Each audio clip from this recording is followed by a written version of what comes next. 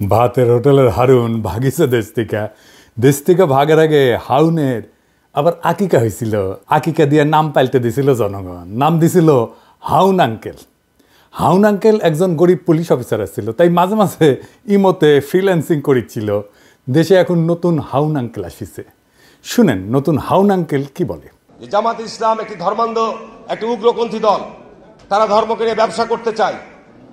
আর পরিষ্কার স্পষ্ট কথা আমি কয়েকদিন আগে বলেছিলাম যে যারা এই ধর্ম ব্যবসায়ী তারা ধার্মিক নয়, আর ধার্মিক তারাই যারা ধর্মভীরু এবং যারা আল্লাহকে ভয় করে। আমার এলাকায় বীরশ্রেষ্ঠ ক্যাপ্টেন মহিউদ্দিন জাহাঙ্গীর সাহেব শাহিদ রয়েছেন। উনি রাজাকারদের দ্বারা নিহত হয়েছেন, পাকিস্তানি সেনাবাহিনীর দ্বারা নিহত হন নাই। শেখ মুজিব সাধারণ ক্ষমা ঘোষণা করেছিলেন, শেখ হাসিনা এসে বিচার শুরু করেছিলেন। আজকে তারা যেভাবে আস্ফলন করে বেড়াচ্ছে, আমি মনে করি যে যুদ্ধ অপরাধীদের বিচার কন্টিনিউ করা দরকার রয়েছে। সে বলিছে জামাত ধর্ম ব্যবসা করিচ্ছে, তাই না? হাসিনা মানবতা বিরোধী অপরাধ ট্রাইব্যুনাল করে জামাত নেতাদের বিচার করে ফাঁসি দিয়ে ঠিকই করেছে, আর জামাত ধর্ম ব্যবসা করে। হারুন ভাই হাঙ্গারের সাথে পলিটিক্স করিচ্ছিল রাজশাহীর। আমার চাইতে বড় নেতা ছিল, 3 বছরের বড়। ভাই কইয়াই ডাকতাম, যদিও খুব ঘনিষ্ঠতা ছিল না, কারণ উনি বিশ্ববিদ্যালয়ের আমি শহরে রাজশাহী বিশ্ববিদ্যালয়ের 2 জন নেতা শহরের নেতাদের সাথে কাজ করতেন। এক রাগিব হাসান মুন্না আর ছাত্রমৈত্রীর, আর ছাত্রদলের রিজভি ভাই। যাই হোক, হারুন ভাইরে আজ আমি খুব বেশি কিছু কমু না আগের সম্পর্কের খাতিরে। কিন্তু হারুন ভাই, আপনি যদি এরকম বেপরোয়া ইন্ডিয়ান লাইনের রাজনীতি চালায় যেতে থাকেন, প্রমিজ আপনারা আমি হাউন আঙ্কেল বানাই দেবো। কেন আপনি ইন্ডিয়ান লাইন পার্সু করিচ্ছেন এটা দেখে দেবো। আপনি কোন আক্কেলে মানবতা বিরোধী অপরাধের সাফাই গাইয়া এটারে চলমান রাখার প্রস্তাব রাখলেন? আপনার নেত্রী খালেদা জিয়া কি বলছিল তার একটা ভিডিও শুনি আগে, আপনারাই শোনাই, বোধহয় শুনেন নাই, শুনেন। 4 দলীয় জোটের নেতা তাদেরকে মিথ্যে মামলা দিয়ে মতিউর রহমান নিজামী, মুজাহিদি, সাইদি, দেলোয়ার হোসেন সাইদি, কামরুজ্জামান, কাদের মোল্লা, এদের সবাইকে তারা মিথ্যে মামলা দিয়ে গ্রেফতার করে রেখে দিয়েছে। এইবার আসেন তিনি নানা সময় কি বলছেন সেটা দেখি। জাতীয় সংসদে বিরোধী দল সেই সময় বিএনপির স্থায়ী কমিটির বৈঠক শেষে খালেদা জিয়া বিবৃতিতে জামাত নেতাদের অবিলম্বে মুক্তি দাবি করে বলছেন, জামাতে ইসলামের শীর্ষ 3 নেতা মতিউর রহমান নিজামী, আলী হাসান মুজাহিদ এবং দেলোয়ার হোসেন সাইদিকে গ্রেপ্তারের ঘটনা চরম স্বৈরাচারী পন্থায় রাজনৈতিক নিপীড়নের এক জঘন্য নজির। সুপ্রিম কোর্টের আইনজীবী সমিতির নবনির্বাচিত কর্মকর্তাদের এক সম্বর্ধনা অনুষ্ঠানে প্রধান অতিথির বক্তৃতায় খালেদা জিয়া বলছিলেন, বিচারের নামে প্রহসন এবং বিনা বিচারে আটকে রাখার এক জঘন্য ফাঁদ যুদ্ধাপরাধের বিচারের নামে গঠিত আন্তর্জাতিক অপরাধ ট্রাইব্যুনাল। এই ট্রাইব্যুনালের আইন, বিধি ব্যবস্থা, তদন্ত ও গঠন প্রক্রিয়া কোনো কিছুই স্বচ্ছ কিংবা আন্তর্জাতিক মানসম্পন্ন না। আন্তর্জাতিক মহল থেকে সে কথা পরিষ্কারভাবে বলে দেওয়া হচ্ছে, তবুও সরকার এই বিচারের নামে বিরোধী দল দমনের পথ বেছে নিয়েছে। এমনকি নয়াপল্টনে বিএনপির কেন্দ্রীয় কার্যালয়ের সামনে 4 দলীয় জোটের সমাবেশে খালেদা জিয়া যুদ্ধাপরাধের বিচারের নামে প্রহসন চলছে বলে দাবি করছিলেন। যুদ্ধাপরাধের বিচারকে রাজনৈতিক উদ্দেশ্য প্রণোদিত প্রহসন ছাড়া কিছুই নয় বলে অভিযোগ করে খালেদা জিয়া বলছিলেন, প্রধানমন্ত্রী একসময় জামাতে ইসলামীকে পাশে বসায় রাজনীতি করছেন, তখন কোথায় ছিল যুদ্ধাপরাধ? জামাত তখন এত প্রিয় ছিল, আর এখন কেন এত খারাপ হইল? এক সময় তো একসঙ্গে নির্বাচনও করছেন। এখন যাদের যুদ্ধাপরাধের অভিযোগে বিচার করা হচ্ছে তাদের বিচার মানুষ মানে না। বিএনপির ক্ষেত্রে একই জিনিস চলে, জামাতের সাথে রাজনীতি করছেন, ঐক্য করছেন, নির্বাচন করছেন, সরকার গঠন করছেন, এখন জামাতে তো খারাপ হয়ে গেল। তো হারুন ভাই, আপনি খালেদার যে চাইতে বড় বিএনপি হয়েছেন।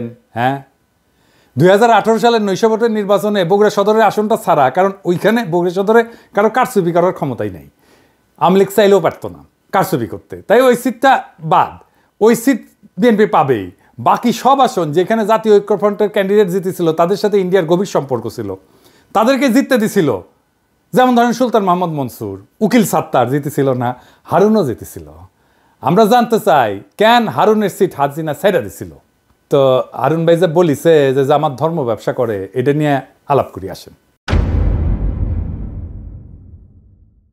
আসেন ধর্ম ব্যবসাকে ডিফাইন করে নি, কাকে বলে।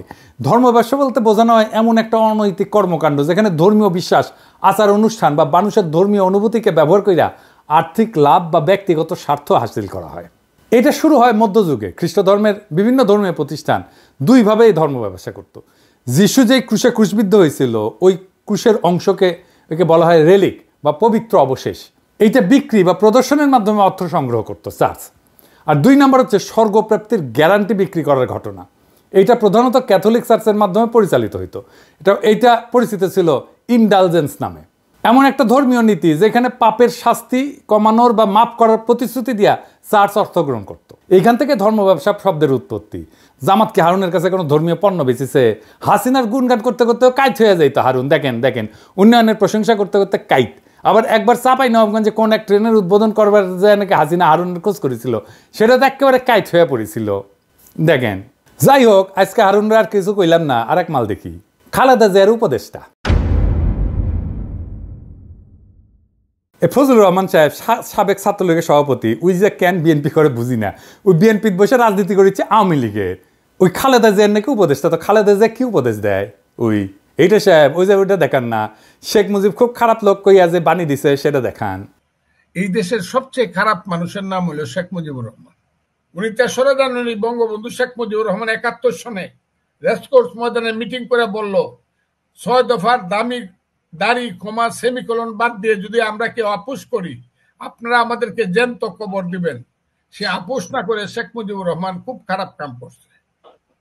এই খারাপ কাজ করার কারণেই দেশটা মুক্তিযুদ্ধ পর্যন্ত পড়ছে। বঙ্গবন্ধু শেখ মুজিবুর রহমান 25শে মার্চ পর্যন্ত ইতিহাসের ক্যাপ্টেন সে।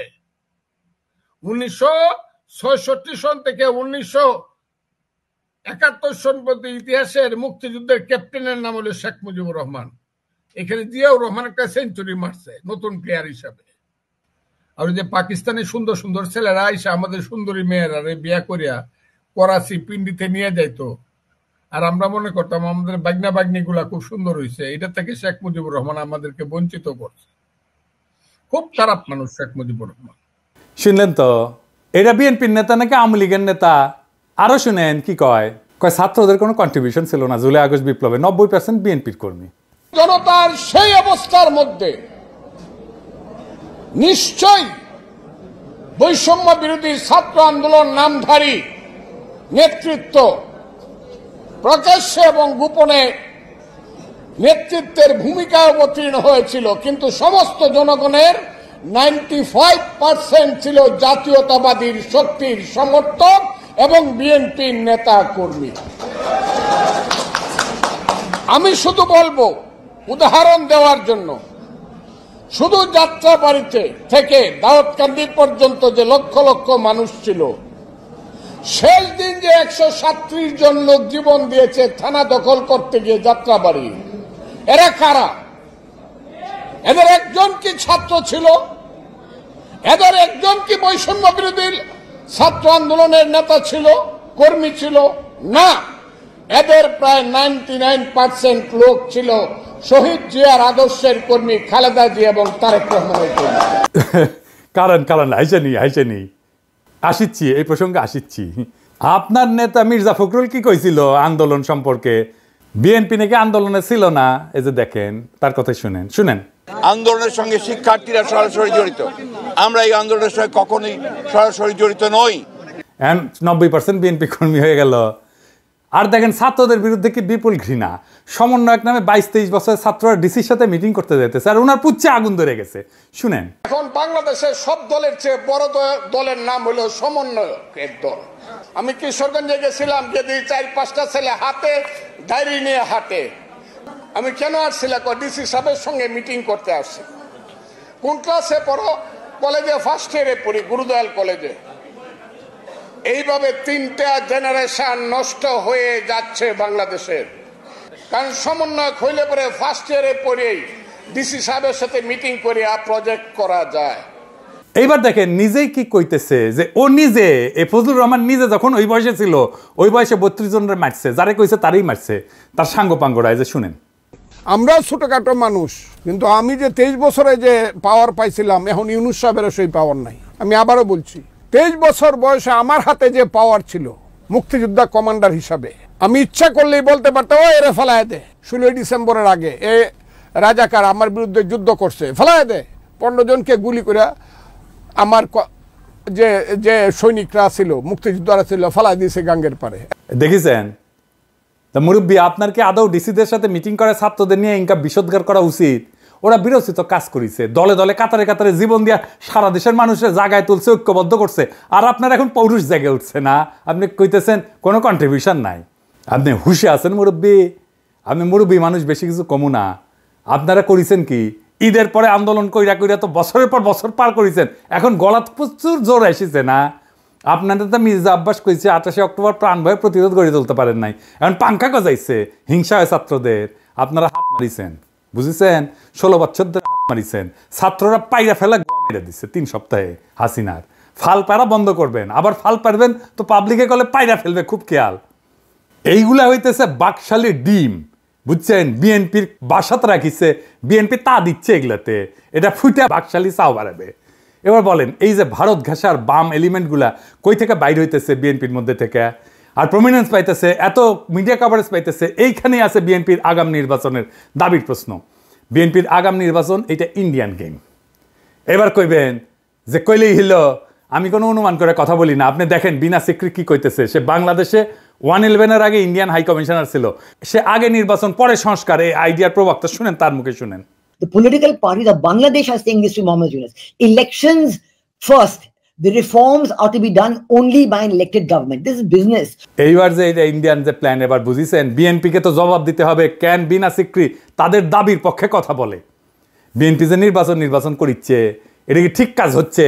তার আগে প্রফেসর ইউনূসের সরকারের এনে সমালোচনা করে নিয়ে এটা বলার দরকার আছে, কারণ বিএনপির এই নির্বাচন করে সিক্কর পাড়ার পিছে প্রফেসর ইউনূসের সরকারের দায় আছে। তো কেন বিএনপি নির্বাচনের দাবি তুলতে পারতেছে সেটা আলাপ করা দরকার না? আসেন করি। প্রফেসর ইউনূসের সরকার তো এমনিতে স্লো, এমন উদ্ভট ডিসিশন নিতেছে যে ডায়াপার পরে উপদেষ্টারা, পাবলিক বিরক্ত হইতেছে। দৃশ্যমান উন্নতি আছে কিন্তু তাও পাবলিক বিরক্ত হইতেছে। এই যে হাসিনা আমলে 400 টাকা কেজি কাঁচামরিচ খাওয়াইছিল না, এখন কাঁচামরিচ এখন কত, 40 টাকা কেজি, তাও মানুষ বিরক্ত কেন? আমি বলছিলাম না যে ভ্যাট শূন্য করে দিতে হবে ওষুধে, নিত্য ব্যবহার্য ওষুধে, এমনভাবে নিত্য ব্যবহার্য ওষুধে কমাইতে হবে, আর লাইফস্টাইল ওষুধ মানে ভিটামিন, মিনারেল, প্রোবায়োটিক আর ধ্বজভঙ্গ সারানোর ওষুধ, এগুলোতে সরকারের ভ্যাট বাড়াই দিতে হবে, রাজস্ব যেন না কমে সরকারের। স্বাস্থ্য মন্ত্রণালয় কিন্তু এই প্রস্তাব নিয়ে কাজ করতেছিল, আমার প্রস্তাব গ্রহণ করছিল, তাদের ধন্যবাদ জানাই। তালিকা ফাইনাল হয়ে যাওয়ার মাত্র 2 দিন আগে ওষুধের উপরে ভ্যাট বসাই দিল অর্থ মন্ত্রণালয়। এতে নাকি সমস্যা হবে না, অর্থমন্ত্রী কইছে। আরে সমস্যা হবে কি হবে না এটা তো আমরা বুঝি। জিজ্ঞাসছিলেন আমাদেরকে সালাউদ্দিন সাহেব, আপনি আমাদের মতামত নিয়েছিলেন, রাষ্ট্রে কি আপনার বাপের তালুকদারি যে ইচ্ছা হইলো ভ্যাট বাড়াইলাম? আপনারা গালাইছিলাম, এরে ওরে কমপ্লেন করেছিলেন, নূরজাহান আপা বলে যে তুমি গালাইবা না এখন থেকে বয়স্ক মানুষকে।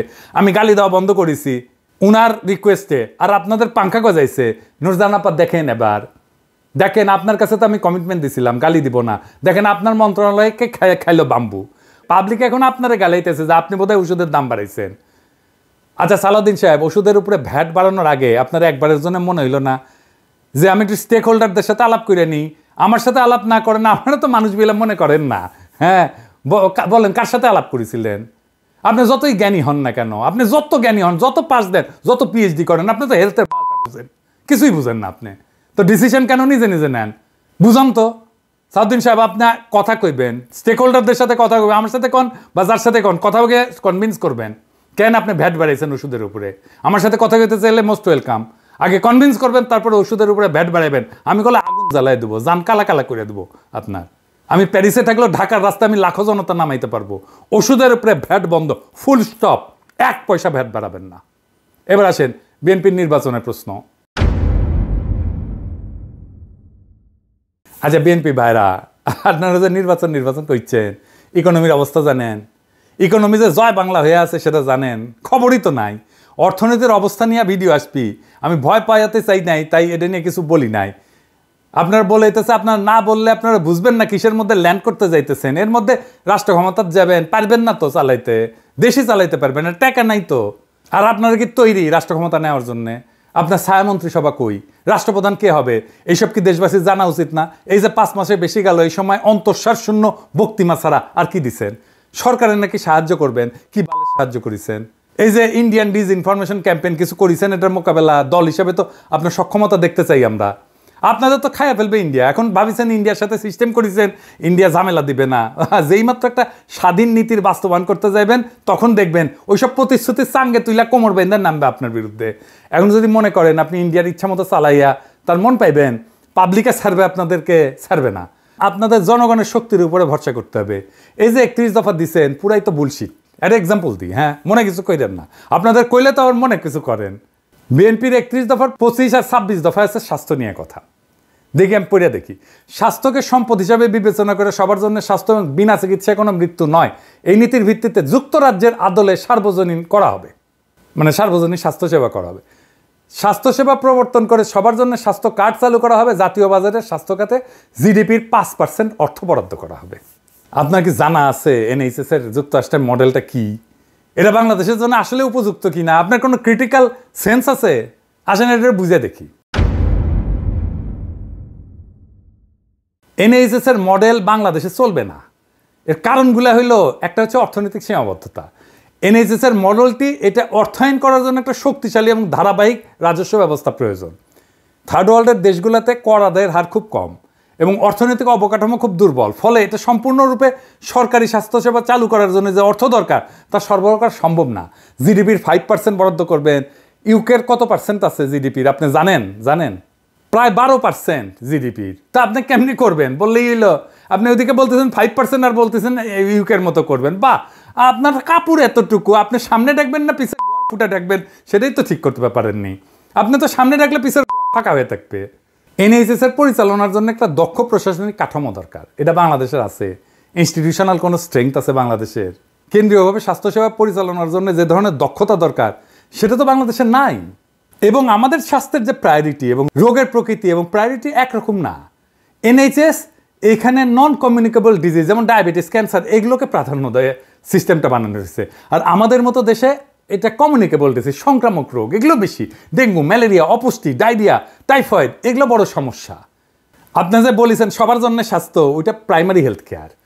প্রাইমারি হেলথ কেয়ার এনএইচএস এর প্রায়োরিটি না। তো দুইটা একই সাথে করবেন, আবার বাজেট দেবেন 5%, কেমনে করবেন? পারবেনই না।